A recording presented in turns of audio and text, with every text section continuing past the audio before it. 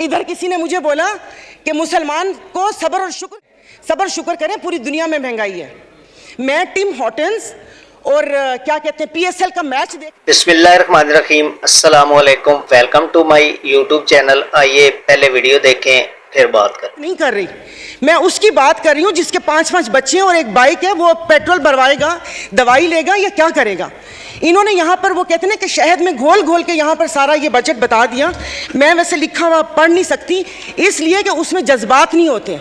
वो रीडिंग होती है। जैसे कल परसों ये वजीर ख़जाना साका साहब ने आके बिना जज्बात के यहाँ पर आकर कागज़ पढ़ के और ये जा और वो जा दूसरे के ऊपर, और पीछे यहाँ पर बैठे हुए सारे पीछे डेस्क पे जा रहे थे कि उसने वो कर दिया, क्योंकि इनकी तो दुकान चल रही है। मैं उस दिन नहीं थी। मैं उनको खराज तहसीन पेश करती हूँ मुफ्ती अब्दुल शकूर को, कि जिन्होंने एटलीस्ट इन 2 वजारतों के कपड़े उतार कर हम लोगों को दिखाए।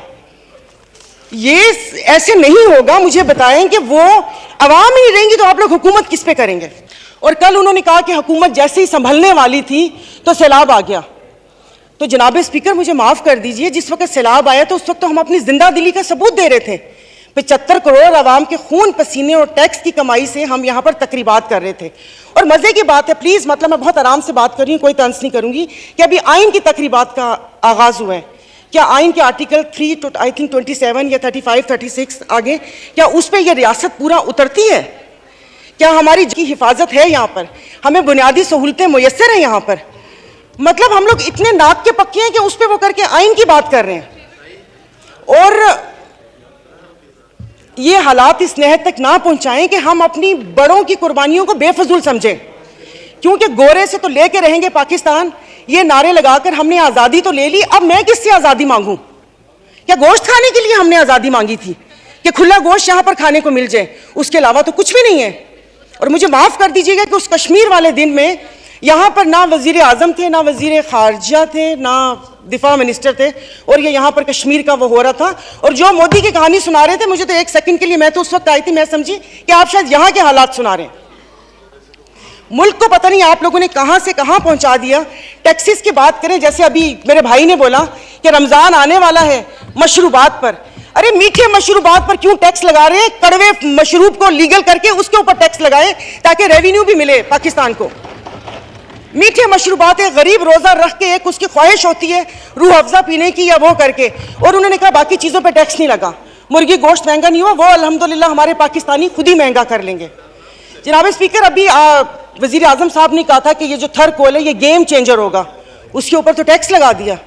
वो क्या गेम चेंजर होगा? और नहीं, उसको हलाल कर दे, मीठा तो गरीब पीते हैं, आप लोगों को उसको लीगल करके उसके ऊपर टैक्स लगा देना चाहिए। तो जनाब स्पीकर, ये सब बैठ के इसके मसले को, मेरी बात सुनिए मोहतरमा, मैं एक जो आपकी दिलाना चाहता हूँ कि सेनेट की तरफ से फाइनेंस सप्लीमेंट्री बिल पर सिफारिशात मौसूल हो चुकी हैं, जिनकी कापियाँ आपको मुहैया कर दी गई हैं, लिहाजा आप उन पर भी बहस करना चाहें तो कर सकती हैं। सर, अभी कौन सी कॉपियाँ? और आज हालात तो यहाँ पर है कि आज पावर की मीटिंग है और रात को 90 सफ़ों का एक पम्फलेट आ गया था। मैं 90 सफ़े रात को बैठ के पढ़ती और ये यहाँ पर आके करती। जनाब स्पीकर, ये ऐसी बात करते हैं यहाँ पर। अब मैं, सायरा बानो नाम है, एक्टिंग भी बहुत अच्छी करती हूँ। इन सब की आवाज़ के साथ इनको इनका कोरम याद दिलाऊंगी। जो यहाँ पर 5 दिन लगातार आप करो तो हलाल, अपनी तकरीर जारी रखिए। आप अपनी तकरीर तो ये यहाँ पर जनाब स्पीकर, इनको no cross talk please. Honourable मेंबरान एक दूसरे से क्रॉस टॉक नहीं कर सकते। सर, फर्क नहीं पड़ता ना, दिल दुखा हुआ हो तो तब ना। मैं आपको अपना से शहदादपुर में 2 हफ्ते पहले, 1 हफ्ते में 4 खुदकुशी हुई है। और मैं इस ऐवान के सामने कहती हूँ कि ठीक है, मेरे हस्बैंड वेल ऑफ हैं, बट मैं एक मिडिल क्लास फैमिली से हूँ। मेरे भाई ने परसों मुझे मैसेज किया और उसने बोला कि दुआ करो कि मैं मर जाऊं। और वो सिर्फ एक मेरा भाई नहीं है, मैं पूरे अपने जो भाई जिनका राब्ता मुझसे नहीं है, मैं उनकी मैं बात कर रही हूं। जनाब स्पीकर, कल मैं गई थी, वो जिस बंदे ने 4 टमाटर और 4 आलू लेकर 400 उसके पास नहीं थे, उसने पर्स निकाला, मैं शर्म से गड़ के मर गई। 272 लीटर पेट्रोल आप लोगों ने मुश्किल करनी है तो आप V8 और बड़ी बड़ी ग्रैंड क्रूजर को 500 लीटर पेट्रोल देना। गरीब को आप दवाइयां तो वो दवाई नहीं मिलती। सरकारी अस्पताल का आपने हाल देख लिया। मैं प्लीज आप मार दें, आप प्लीज मार दें। ये मेरी बहन पीछे बैठी हो तो पीछे ही बैठी रहो, अगली दफा की टिकट नहीं मिलेगी अगर ज्यादा चुटकी तो। ऑनरेबल स्पीकर, मतलब इनके दिमाग मिली नहीं उन लोगों से, इनके भूसा भरा हुआ दिमाग में। ऑनरेबल मेंबर, आप मुझे एड्रेस करें।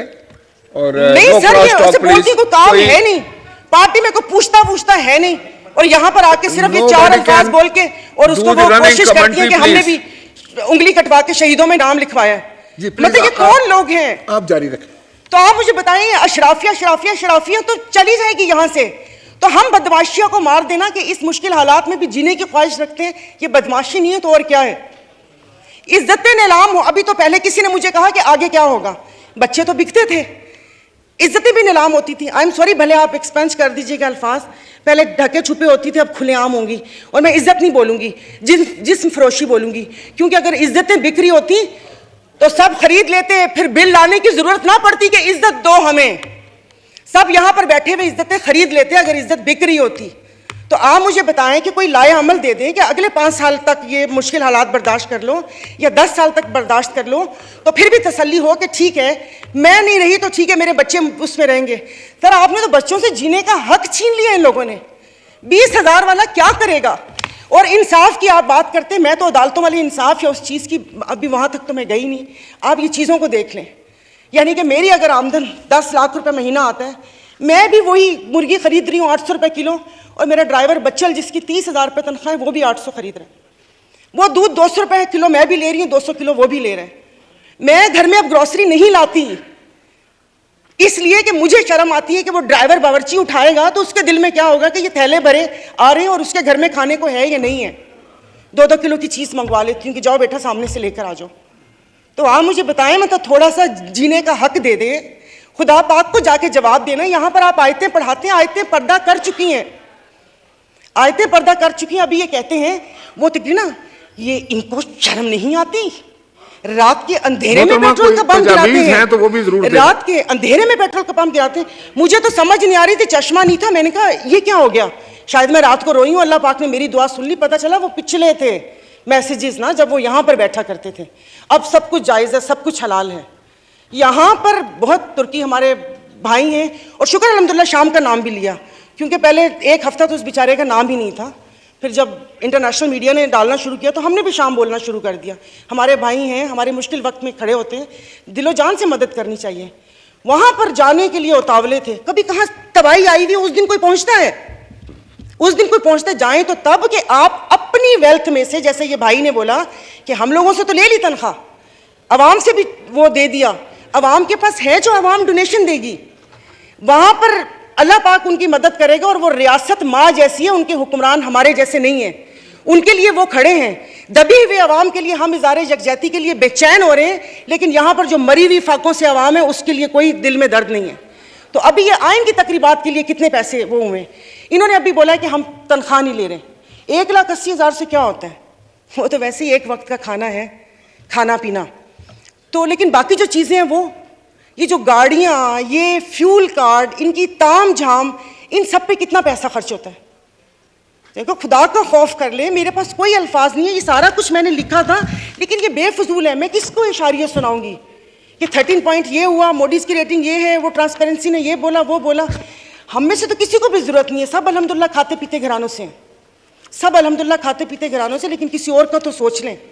तो ये यहाँ पर प्लीज़, मतलब अब तकरीबन साल होने वाला है, आप भी कहते रहे, लेकिन यहाँ पर आने की तौफीक नहीं हुई। मैं कुछ लोगों का, आप लोगों को दिलचस्पी होगी, आप यकीन नहीं करें, मुझे इस ऑडियो लीक से पीटीआई क्या कर रही है क्या नहीं कर रही है मुझे कोई दिलचस्पी नहीं है।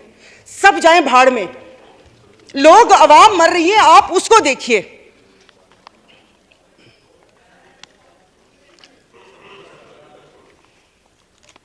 तो खुद ही कह लेते इनसे सिफारिश क्यों करवाई। मोहतरमा कंक्लूड कीजिए, वाइंड अप कर ले। तो मैं वाइंड अप ही कर रही हूँ। मेरे पास तो कोई ज़ाहिर है वो इतने ना इशारिये हैं, ना मैंने मुआशियात इतनी पढ़ी हुई है। कॉलेज नहीं था वो, ऐसे ही वो कॉलेज था, साइंस कॉलेज नहीं था, आर्ट्स कॉलेज था, समझ भी नहीं आती थी। मुआशियात एग्जाम था, 30 नंबर थे, 3 ग्रेस मार्क मिले थे, 33 नंबर हैं मुआशियात के। और एक ही याद है कि इंसान मुआशी जानवर है, लेकिन घर का किचन चलाती हूँ, घरेलू औरत हूँ, तो मुझे पता है कि ये सब, आई एम सॉरी, ये सब बकवास है ये जो बता रहे हैं। इससे ये होगा, इससे वो होगा, इससे ये होगा, इससे वो होगा। जिस वक्त खाना बनाने या किचन में खड़े ना, उस वक्त आटे दाल का भाव पता चलता है। शुक्रिया, बहुत मेहरबानी।